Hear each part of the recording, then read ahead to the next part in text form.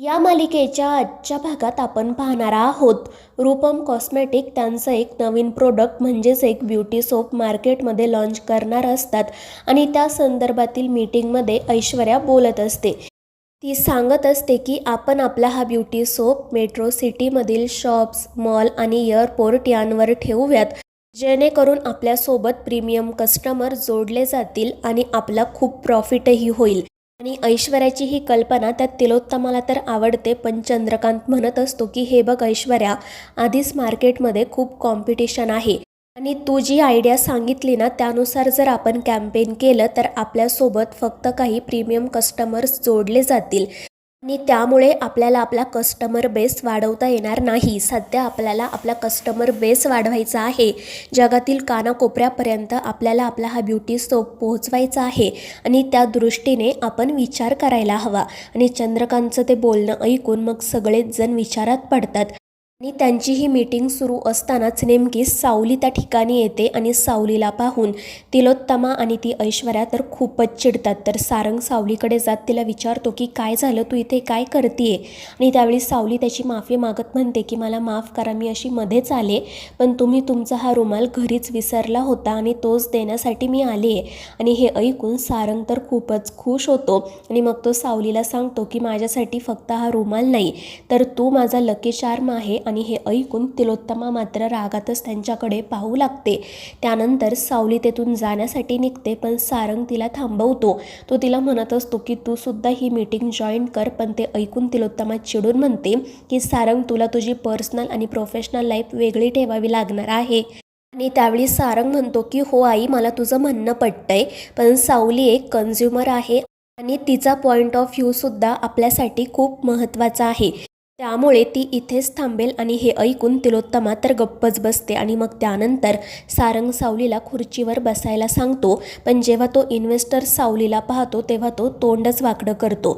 आणि मग त्यानंतर पुन्हा एकदा त्या मीटिंगला सुरुवात होते. सारंग ऐश्वर्याला म्हणत असतो की वहिनी, आत्ता बाबा जे काही बोलले ना ते मला सुद्धा पटतंय. आपण जर तुझ्या आयडियानुसार गेलो तर आपल्याला फक्त काहीच कस्टमर्स टार्गेट करता येतील आणि मुळात माझं ते विजन नाहीच आहे. आपल्याला प्रत्येकापर्यंत पोहोचायचं आहे. पण ऐश्वर्या म्हणते की आपण जर माझ्या आयडियानुसार गेलो तर आपल्याला खूप प्रॉफिट होईल. पण सारंग म्हणतो की तो प्रॉफिट फक्त शॉर्ट टर्मसाठी असेल, लाँग टर्मसाठी नाही. आणि सारंगचं ते बोलणं ऐकून तो इन्व्हेस्टर मकरंदसुद्धा म्हणतो की मलाही सारंगचं म्हणणं पटतंय. आणि मी आत्ता एवढ्यातच कुठेतरी वाचलं होतं की आपल्या भारतीयांचा सौंदर्याबद्दलचा दृष्टिकोन फक्त रंगरूपावरच अवलंबून आहे. आणि मग तो पुढे असं म्हणू लागतो की अजूनही आपण आपल्याकडे पाहतो की मुलींना त्यांच्या सौंदर्यानुसार नंबर दिले जातात, म्हणजे ही मुलगी 1 नंबर आहे किंवा ही मुलगी 2 नंबर आहे. आणि म्हणूनच मला असं वाटतं की आपण आपल्या या ब्युटी सोपचं कॅम्पेन तुमचा चेहरा उजळवणारा साबण असं म्हणून करावं. आणि त्या मकरंदचं हे बोलणं ऐकून तिलोत्तमा म्हणते की आम्हाला तुमची कल्पना मान्य आहे, आपण अशाच कोणत्या तरी टॅगलाईनने पुढे जाऊयात. पण त्यावेळी सावली म्हणते की मला काहीतरी बोलायचं आहे. आणि तिचं बोलणं ऐकून सर्वच जण आश्चर्याने तिच्याकडे पाहू लागतात. आणि मग सारंग तिला सांगतो की बोल, तुला काय बोलायचं आहे ते. आणि त्यावेळी मग सावली म्हणू लागते की आत्ता हे सर जे काही बोलले त्यानुसार तर कॅम्पेन प्रत्येक कंपनीच करते, मग आपण काहीतरी वेगळा विचार करू शकणार नाही का? आणि हे ऐकून तो मकरंद चिडून म्हणतो की मला ना 25 वर्षांचा अनुभव आहे, मी जे काही बोलतोय ना ते योग्यच आहे. पण सारंग म्हणतो की मकरंद सर, तुम्ही तुमच्या इगोवर घेऊ नका, तिला जे काही बोलायचं आहे ते ऐकून तरी घ्या. पण त्यावेळी तो सारंगला असं म्हणतो की या मार्केटमध्ये ना फक्त सौंदर्याचाच बोलबाला आहे, तिथे बाकीच्या गोष्टी चालत नाही. आणि तुझ्याकडे बघूनच कळतंय की तुझ्याकडे अजिबात सौंदर्य बघण्याचा दृष्टिकोन नाहीये. आणि त्या मकरंदचं असं बोलणं ऐकून सारंग तर खूपच चिडतो. तर सावलीलाही वाईट वाटतं आणि ती काही न बोलताच तेथून निघून जाते. तर सारंग त्या मकरंदला म्हणू लागतो की तुम्ही आता जे काही बोललात ना ते मला अजिबात आवडलेलं नाहीये.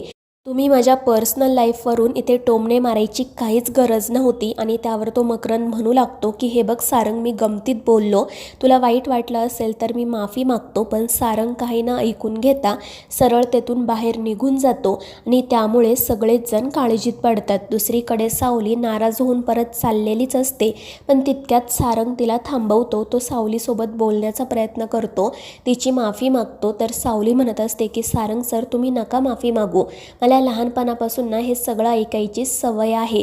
लोकांना मी सुंदर वाटत नाही हे माहिती आहे मला, आणि आता मला खरंच त्याबद्दल काहीच वाटत नाही. तर सारंग म्हणतो की सावली, लोकांचे विचार तर आपण नाही ना गं बदलू शकत, पण मी त्यांच्या वतीने खरंच तुझी मनापासून माफी मागतो. आणि त्यावर सावली म्हणते की सारंग सर, खरंच हे सगळं करायची काहीच गरज नाही आहे. आणि मग सारंग तिला विचारतो की मला सांग, तुझी कल्पना नेमकी काय होती, तुला काय बोलायचं होतं. आणि त्यावेळी मग सावली त्याला सांगू लागते की सगळेच जण चेहरा उजळवणारा साबण अशी जाहिरात करतात, मग आपण काहीतरी वेगळं करू शकत नाही का?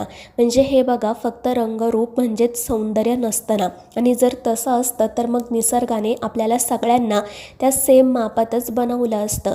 इथे असणारा प्रत्येक माणूस वेगळा आहे, प्रत्येकामध्ये दडलेलं सौंदर्य वेगळं आहे. कोणाचं सौंदर्य त्याच्या चेहऱ्यावर असणाऱ्या आत्मविश्वासावरून दिसतं, तर कोणाचं सौंदर्य त्याच्या व्यक्तिमत्वामध्ये लपलेलं असतं. आणि सावलीचं हे बोलणं ऐकून सारंग म्हणतो की अगं किती सुंदर बोलतेस तू. आणि त्यावेळी सावली म्हणते की बघा सारंग सर, तुम्हाला माझं बोलणं सुंदर वाटलं म्हणजे मग माझ्यासारख्या विचाराची माणसंसुद्धा सुंदरच झाली ना. आणि त्यावर सारंग म्हणतो की हो सावली. आणि ते ऐकून सावली आनंदाने म्हणते की मग आपण तुमच्या मनाचं आणि तुमच्या विचारांचं सौंदर्य खुलवणारा साबण अशी मध्यवर्ती कल्पना ठेवून आपल्या ब्युटी सोपचं कॅम्पेन करूयात. आणि सावलीची ही कल्पना सारंगला तर खूपच आवडते आणि तो तिला सांगतो सुद्धा की मला खात्री आहे ही कल्पना सगळ्यांनाच आवडेल, मी लगेच जाऊन त्यांना सांगतो. त्यामुळे सावली ही खुश होते आणि मग ती घरी जाण्यासाठी निघते. तर सारंग पुन्हा मीटिंग रूममध्ये येतो आणि त्यावेळी मग तिलोत्तमा म्हणते की मकरंदजींनी जी आयडिया दिली आहे त्याच आयडियावर आपण पुढे जाऊ. पण सारंग म्हणतो की आत्ता सावलीने खरंच खूप चांगली कल्पना सांगितली आहे आणि मला असं वाटतं की आपण त्या आयडियावर पुढे जायला हवं. पण त्यावर तो मकरंद म्हणतो की सारंग, तुला कळत नाही आहे का, मला 25 वर्षांचा अनुभव आहे. फक्त तुझ्या बायकोच्या शब्दासाठी तू मला डावलतोयस का? आणि त्यावेळी चंद्रकांत म्हणतो की तुम्ही प्लीज गैरसमज करून घेऊ नका, आधी सारंग काय बोलतोय ते शांतपणे ऐकून तरी घ्या. आणि मग सारंग सावली जे काही बोललेली असते ते सगळ्यांना समजावून सांगण्याचा प्रयत्न करतो, पण तिथे असणाऱ्या कोणालाही ते काही पटतच नाही. ते म्हणत असतात की आपण असं रातोरात मार्केटला किंवा लोकांच्या मानसिकतेला बदलू शकत नाही, इथे फक्त सौंदर्य चालतं. पण त्यावेळी सारंग म्हणतो की मग आपण बदलाला सुरुवात करू. पण तिलोत्तमा काही त्याचं ऐकूनच घेत नाही. सारंग तिला म्हणतो की आई प्लीज मला एक चान्स दे. आणि त्यावर तिलोत्तमा म्हणते की ठीक आहे सारंग, मी तुला एक चान्स देते. पण ते ऐकून तो मकरंद मात्र म्हणतो की मॅडम, जर तुम्ही सारंगच्या विचारांनी पुढे जाणार असाल ना, तर मग या कॅम्पेनसाठी मी तुम्हाला इन्व्हेस्टमेंट नाही देऊ शकत. आणि मग तो सरळ तेथून निघून जातो आणि त्यामुळे सगळेच जण काळजीत पडतात. दुसरीकडे भैरवी ताराला भेटण्यासाठी आलेली असते आणि ती ताराला सांगते की उद्या तुझ्या गाण्याचं रेकॉर्डिंग आहे, तू आणि सावली तिथे वेळेत पोहोचा. पण त्यावेळी तारा रागातच तिला सांगते की मी यापुढे गाणं गाणार नाहीये, मी माझा भूतकाळ विसरून जाणार आहे आणि नवीन आयुष्याला सुरुवात करणार आहे. आणि ताराचं ते बोलणं ऐकून भैरवी खूप चिडते. ती ताराला विचारत असते की काय बोलतेस तू, तुला तरी कळतंय का? आणि तुला माहिती आहे ना, आपण 50 लाख रुपयांचं कॉन्ट्रॅक्ट केलं आहे, आहेत का तुझ्याकडे 50 लाख रुपये? पण तारा म्हणते की हे बघ, तुम्हाला ना सतत भीती घालू नको, आत्तापर्यंत मी तुझ्या प्रेशर खाली जगले, पण आता असं नाही होणार. इथे आल्यानंतर माझा पुनर्जन्म झाला आहे असं समजतो. आता काही झालं ना तरी मी पुन्हा गाणं नाही गाणार, मी माझ्या नवीन आयुष्याला सुरुवात केली आहे. पण ते ऐकून भैरवी चिडून म्हणते की अगं तारा, मी फक्त तुझ्यासाठी माझ्या करिअरवर पाणी सोडलं, मला जी स्वप्न पूर्ण करता आली नाही ती निदान तू तरी पूर्ण करावी असं मला वाटतं. पण त्यावर तारा रागातच म्हणते की मग मी काय आयुष्यभर तुझ्याच स्वप्नांचं ओझं वाहत बसू का? मला माझंसुद्धा आयुष्य आहेच ना, त्यामुळे आता काही झालं ना तरी मी माझ्या पद्धतीने माझं आयुष्य जगणार, अजिबात तुझं ऐकणार नाही. आणि मग ती सरळ तेथून निघून जाते आणि ताराच्या अशा बोलण्यामुळे भैरवी तर खूपच चिडते. त्यानंतर संध्याकाळी सारंग घरी आल्यावर तिलोत्तमा पुन्हा त्याला म्हणू लागते की तू आज ऑफिसमध्ये जे काही वागला ना ते मला अजिबात पटलेलं नाही. ऐश्वर्या ही म्हणत असते की हो सारंग, तू त्या मकरंदजींचा अपमान करायला नको होता. पण सारंग म्हणतो की मी जे काही बोललो त्यात चुकीचं काहीच नाही आहे. आणि मुळात आता आपल्याला सौंदर्याकडे बघण्याचा दृष्टिकोन खरंच बदलण्याची गरज आहे. पण तिलोत्तमा म्हणते की सुंदर, अतिसुंदर आणि नितांत सुंदर याशिवाय दुसरं काहीच नसतं. पण सारंग म्हणतो की आई, या पलीकडे सुद्धा सौंदर्य असतं.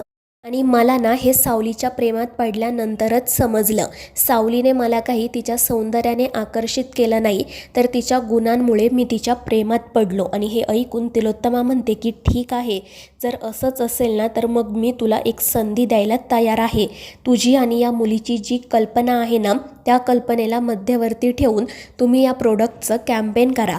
पण जर हे कॅम्पेन सक्सेसफुल नाही ना झालं तर तुला CEO पदाचा राजीनामा द्यावा लागेल आणि आपल्याच कंपनीमध्ये तू एक सामान्य कर्मचारी म्हणून काम करशील.